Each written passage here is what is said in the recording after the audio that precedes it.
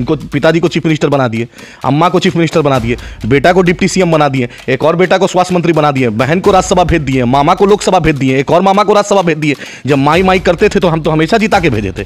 जब A to Z की बात किए तो उसमें बजरंग दल, विश्व हिंदू परिषद, RSS सब आ गया। तो कहाँ कुर्दी में जीत पाए, कहाँ गोपालगंज में जीत पाए? शहाबुद्दीन परिवार के साथ उन्होंने क्या किया? अनवारुल हक साहब के परिवार के साथ क्या किया? अब्दुल कयूम अंसारी साहब के परिवार के साथ क्या किया? एक्स CM अब्दुल गफूर साहब के परिवार के साथ क्या किया? तस्लीमुद्दीन साहब के परिवार के साथ क्या किया? मुसलमान वोट देने के लिए नहीं, मुसलमान हिस्सेदारी की बात करता है। आज का नौजवान अपनी हिस्सेदारी की बात करता है। हम दरी नहीं बिछाएंगे, अवतार पार्टी हमें नहीं चाहिए, हमें मुशायरा नहीं चाहिए, हमें इंसाफ चाहिए, हिस्सेदारी चाहिए। नेशन थ्योरी हमने रिजेक्ट किया। ये मेरे बाप का मुल्क है। डंके की चोट पे चुनाव भी लड़ेंगे, जीतेंगे भी, काम भी करेंगे। हम ना भाजपा से डरते हैं ना RSS से डरते हैं। जयराम रमेश जी को बोलिए कि उनके जो राहुल गांधी अमेठी से चुनाव हार गए थे तो वहां पर और वैनवाड़ में 50% मुसलमानों की आबादी थी, तब राहुल गांधी को संसद का पास मिला। जयराम रमेश आज तक वार्ड काउंसिलर का चुनाव लड़े हैं? जयराम रमेश जी को बोलिए पहले वार्ड काउंसिलर का चुनाव लड़के आए, जीत के दिखाएं, तब पता चलेगा इलेक्टोरल पॉलिटिक्स क्या होता है, डेमोक्रेटिक सेटअप क्या है। बैकडोर जो एंट्री करते हैं ना, दरबारी हम नहीं है। चुनाव लड़े तब समझेंगे। आपके मुद्दे पे तेजस्वी यादव के मुंह से बोली क्यों नहीं निकलती है? अजान के मुद्दे पे तेजस्वी क्यों नहीं बोलते हैं? आप ट्रिपल तलाक पे तेजस्वी क्यों नहीं बोलते हैं? मॉब लिंचिंग पे तेजस्वी क्यों नहीं बोलते हैं? खाली हम डिप्टी सीएम बनाने के लिए हम हिस्सेदारी लेगा। आज का नौजवान बहुत हो गया। आपके अब्बा को बना दिया, अम्मा को बना दिया, पेंशन लीजिए। अब हम हिस्सेदारी की बात करेंगे।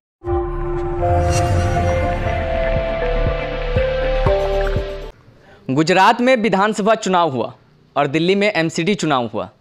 दोनों तरफ पूरे दमखम के साथ MIM चुनावी मैदान में उतरी हुई थी, लेकिन दोनों जगह ऐसा कुछ भी नहीं देखने को मिला। अभी हमारे साथ मौजूद हैं बात करने के लिए MIM यूथ प्रेसिडेंट और प्रवक्ता हैं MIM के।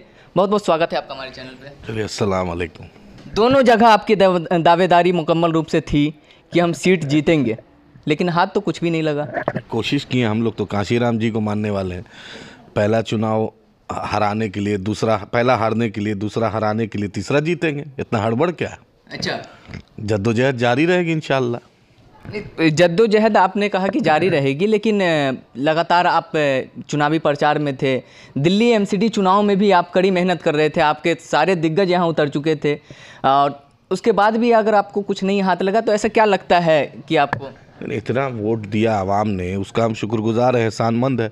और सारे नहीं लगे हुए थे। जो 3 भाग में चुनाव हो रहा था, बिहार में कुर्नी में हो रहा था, MCD आपका हो रहा था, उसके गुजरात हो रहा था, तो बांट बांट के हम लोग थे। अगर सब लग जाते ना तो फिर आप अलग करिश्मा होता। लेकिन चलिए ठीक है, इंशाल्लाह आगे चुनाव होगा, सितारों से। क्या करिश्मा होता? पर करिश्मा तो हुआ ना। बिहार जैसे रेगिस्तान में, सीमांचल में 5 साल में 6 सीट उस आवाम ने दिया। बैरिस्टर असदुद्दीन ओवैसी साहब को, अकबर साहब को उसने, उस आवाम ने कबूल किया। ये तो आप करिश्मा ही ना है। जो राजद, जो कांग्रेस की वो सीट थी, 75 साल से बाप दादा वही वोट के आ रहे थे, वही कांग्रेस के सिटिंग MP की माँ चुनाव लड़ी और वो हार गई। यही आवाम की मकबूलियत है, यही आवाम का साथ है।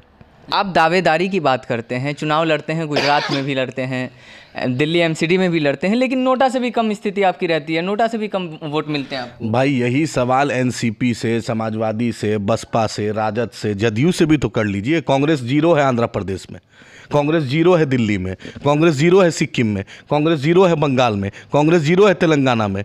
क्यों कांग्रेस चुनाव लड़ रही है? कांग्रेस 0 है त्रिपुरा में। क्यों कांग्रेस पार्टी चुनाव लड़ रही है? 125 साल पुरानी पार्टी है। भाजपा 0 है केरल में, भाजपा 0 है सिक्किम में, भाजपा 0 है आपके दूसरे प्रदेश में, जहां तेलंगाना और आंध्रा में। कैसे भाजपा चुनाव लड़ती है? क्यों लड़ती है? मेरा भी अधिकार है। इलेक्शन कमीशन में जैसे भाजपा रजिस्टर्ड है, कांग्रेस रजिस्टर्ड है, उसी तरह हम भी रजिस्टर्ड है। 2800 पार्टियां हैं इस देश में रजिस्टर्ड। MIM से दिक्कत है? क्यों दिक्कत है भाई? अपने हिस्सेदारी की बात नहीं करेंगे। मुल्क कुर्बानी हमने दिया, स्वतंत्रता सेनानी मेरे बाप दादा थे, आज़ादी हमने दिलाई, जिन्ना का 2 नेशन थ्योरी हमने रिजेक्ट किया। ये मेरे बाप का मुल्क है। डंके की चोट पे चुनाव भी लड़ेंगे, जीतेंगे भी, काम भी करेंगे। हम ना भाजपा से डरते हैं ना RSS से डरते हैं। आपने कांग्रेस का तस्करा किया है। कांग्रेस की स्थिति गुजरात में भी सबने देखी, लेकिन कांग्रेस के एक सीनियर नेता हैं जयराम रमेश, उन्होंने कहा है कि हमारे वोट में सेंधमारी हुई है, और वो सेंधमारी आम आदमी पार्टी और MIM की है। असल बात है कि जयराम रमेश जी को बोलिए कि उनके जो राहुल गांधी अमेठी से चुनाव हार गए थे तो वहाँ पर और वैनवाड़ में 50% मुसलमानों की आबादी थी, तब राहुल गांधी को संसद का पास मिला। जयराम रमेश आज तक वार्ड काउंसिलर का चुनाव लड़े हैं? जयराम रमेश जी को बोलिए पहले वार्ड काउंसलर का चुनाव लड़के आए, जीत के दिखाएं, तब पता चलेगा इलेक्टोरल पॉलिटिक्स क्या होता है, डेमोक्रेटिक सेटअप क्या है। बैकडोर जो एंट्री करते हैं ना, दरबारी हम नहीं है, चुनाव लड़े तब समझेंगे। उन्हीं सबके चलते तो कांग्रेस की ये स्थिति है, 2 बार से लीडर ऑपोजिशन नहीं बन पा रहा है। दिल्ली में लोकसभा में 0, विधानसभा में 0, लगातार डबल हो रहा है, अब ट्रिपल भी हो सकता है। यही सब जयराम रमेश जैसे लोग को सोचना पड़ेगा। सुरजेवाला, पवन खेड़ा, ये सब लिस्ट है।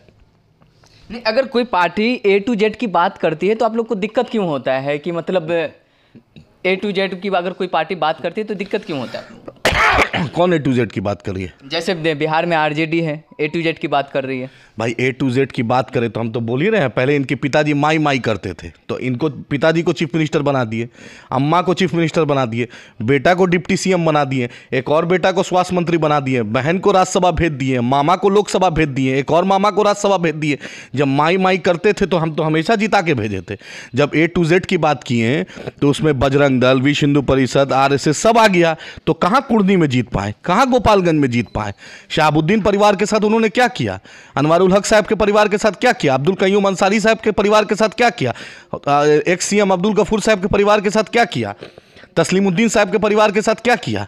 मुसलमान वोट देने के लिए नहीं, मुसलमान हिस्सेदारी की बात करता है। आज का नौजवान अपनी हिस्सेदारी की बात करता है। हम दरी नहीं बिछाएंगे, अवतार पार्टी हमें नहीं चाहिए, हमें मुशायरा नहीं चाहिए, हमें इंसाफ चाहिए, हिस्सेदारी चाहिए। बिहार में देखिए आप, विधानसभा का स्पीकर यादव, विधान परिषद का स्पीकर भूमियार, आप उसके बाद deputy CM Yadav, chief minister Kurmi, आपका important cabinet minister Bhumihar, Kurmi, Yadav. मुसलमान क्या करेगा? 20%। तेजस्वी यादव का जिंदाबाद लगाने के लिए खाली है। जब उन्हीं की पार्टी से कोई मुसलमान किसी कॉन्स्टिट्यूंसी से लड़ता है तो आप भी अपने कैंडिडेट को तो उतारते हैं। भाई हम कैंडिडेट कोशिश कर रहे हैं ना, हम तो पहले सीमांचल में थे, सीमांचल तक महदूद थे। उसमें आप अपना चेहरा ढूंढ रहे हैं क्या? नहीं, उसमें आप अपना चेहरा ढूंढ रहे हैं। जब सन ऑफ मल्लाह की जगह है, सन ऑफ यादव की जगह है, सन ऑफ कुर्मी की जगह है, सन ऑफ कुशवाहा की जगह है, सन ऑफ पासवान की जगह है, तो सन ऑफ सीमांचल की भी जगह होनी चाहिए, सन ऑफ पासमानदा की भी जगह होनी चाहिए, सन ऑफ मुसलमान की भी जगह होनी चाहिए। सबको इंसाफ। यही लालू जी कहते थे ना, जिसकी जितनी हिस्सेदारी उसकी उतनी भागीदारी। कहाँ है मेरी 20% की हिस्सेदारी? कहाँ है? बतलाइए। शमशुल हुदा मदरसा में 4 साल से बहाली नहीं हुई है। 12,000 उर्दू TET का मामला 2014 से अटका हुआ है। वक्फ बोर्ड कॉन्स्टिट्यूशनल पोस्ट अभी तक नहीं बना। न्यास बोर्ड को आपने राज्य मंत्री का दर्जा दिया, वक्फ बोर्ड को अभी तक नहीं दिया। हज कमेटी को आपने आज तक नहीं दिया संवैधानिक दर्जा। कहाँ का इंसाफ है? आप जाके देखिए, जितने भी बिहार के उर्दू स्कूल हैं उसमें बहाली नहीं हो रही है।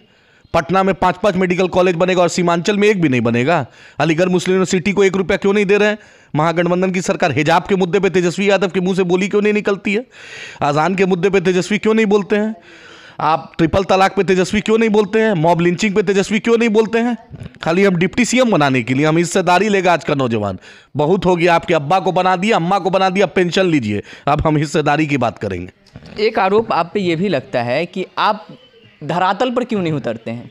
जिन मांगों को लेकर के आप मीडिया में कहते हैं, उन मांगों को लेकर के आप धरातल पर क्यों नहीं उतरते हैं? सड़कों पे क्यों नहीं आते हैं? मेरे से ज़्यादा कौन धरातल पे उतरा है? ट्रिपल तलाक पे मेरा लीडर बैरिस्टर असदुद्दीन ओवैसी साहब ने आवाज़ उठाई। घर में बेटी की शादी थी, पार्लियामेंट में दहाड़ रहा था मेरे लीडर।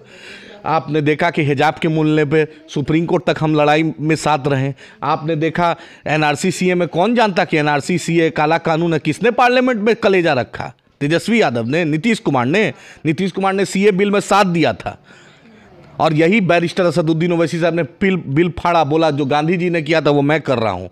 हम क्योंकि संविधान को मानते हैं, हम बाबा साहेब अम्बेडकर को मानते हैं, हम गांधी जी को, संविधान को मानते हैं, अम्बेडकर के संविधान को मानते हैं, इसलिए हमने बिल फाड़ा और डंके की चोट पे हिंदुस्तान में राजनीति करेंगे। तो एक चीज़ का जो आरोप लगता है आपके ऊपर, B टीम का, कैसे जनता को जाकर के समझाते हैं? अब जरूरतें नहीं है B team, C team, D team, सब खत्म हो गया, वो सब फेज पुराना है। अब कोई B टीम नहीं मानता है। ओखला की आवाम ने वोट दिया 5,000 से ऊपर, बटला हाउस में दिया, गुजरात में दिया, भुज में, सीमांचल में 6 MLA अल्हम्दुलिल्लाह जिताया, तेलंगाना में जिताया, महाराष्ट्र में 25 साल का शिवसेना BJP का MP को हराया इम्तियाज जलील साहब ने। अब कहाँ वो सब दिन गया जो B C T ये सब? आप तेजस्वी यादव से पूछिए, कल तक नीतीश के खिलाफ बोलते थे, कल तक नीतीश जी को अछूता मानते थे, अब क्यों गोदी में ले लिए हैं? अब क्यों गलबैया कर रहे हैं?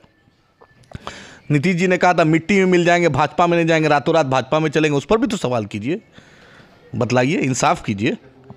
ये जो अरविंद केजरीवाल जी है, छोटा रिचार्ज भाजपा का, RSS का। छोटा रिचार्ज क्यों कहते हैं? क्योंकि छोटा है, ये बहुत बड़ा खोटा है।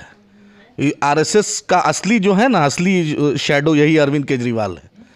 क्यों लगता है आपको हर आरएसएस मुद्दे पे बतलाइए। पूरे मानिटी के इलाके में एक भी स्कूल खुला, एक भी हॉस्पिटल खुला है? पानी अभी ओखला में चलिए आप, 15 रुपए में 20 रुपए में पानी मिल रहा है। आप तो बड़ा बड़ा वादा करते थे, स्कूल खोलेंगे जी, हॉस्पिटल खोलेंगे जी, पानी देंगे जी, कहाँ गए जी? उन्होंने तो वो तो कह रहे कि हमने मोहल्ला क्लिनिक खोला है। 8 साल में बतलाइए ना, चलिए ना 8 साल में दिखलाइए ना कि जो अकलियत का इलाका उसमें क्या हुआ। 8 साल कम होता है क्या? 8 साल में मुकद्दर बदल जाता है। चलिए हैदराबाद में, चलिए मेरा जीएचएमसी का कॉरपोरेटर को देखिए किस दिन रात कैसे काम करता है। चलिए मेरा दारुस्सलाम, चाहे हिंदू हो, मुसलमान हो, सिख हो, ईसाई हो, चाहे माथे पर तिलक हो, पगड़ी हो, टोपी हो या क्रॉस हो, सबका सम्मान करते हैं, वही दारुस्सलाम है। इसलिए आज तक 1984 से लेकर किसी की मां नहीं जनी जो हमें लोकसभा में हरा पाया। यही हमारा किरदार है, दामन पे एक दाग नहीं है, एक दाग नहीं है, इसीलिए हम। लेकिन ओवैसी साहब अपने भाषण में सबकी बात नहीं करते। हमेशा करते हैं। रोहित मोमिला जो सुसाइड किया था, सबसे पहले किसने पहुंचा? सीमांचल में दलितों की बस्ती में आग लगाए, सबसे पहले किसने आवाज़ उठाई? पार्लियामेंट में दलित का मुद्दा हुआ, जेएनयू का मुद्दा हुआ, सबसे पहले किसने बोला? भीमा कोरेगांव में इम्तियाज़ जलील साहब ने बोला। कल इम्तियाज़ जलील साहब ने स्पोर्ट्स की बात की कि 135 करोड़ हिंदुस्तानी है, मोरक्को और सऊदी अरबिया फुटबॉल खेल रहा है, हम खाली ताली बजा रहे हैं। जिसने आज तक बैट नहीं पकड़ा उसका बेटा वो बना हुआ है बीसीसीआई का चेयरमैन। जिसने आज तक क्रिकेट नहीं खेला उसको बीसीसीआई का चेयरमैन बनाए हुए हैं। कल तो पार्लियामेंट में इम्तियाज़ जलील साहब ने कहा।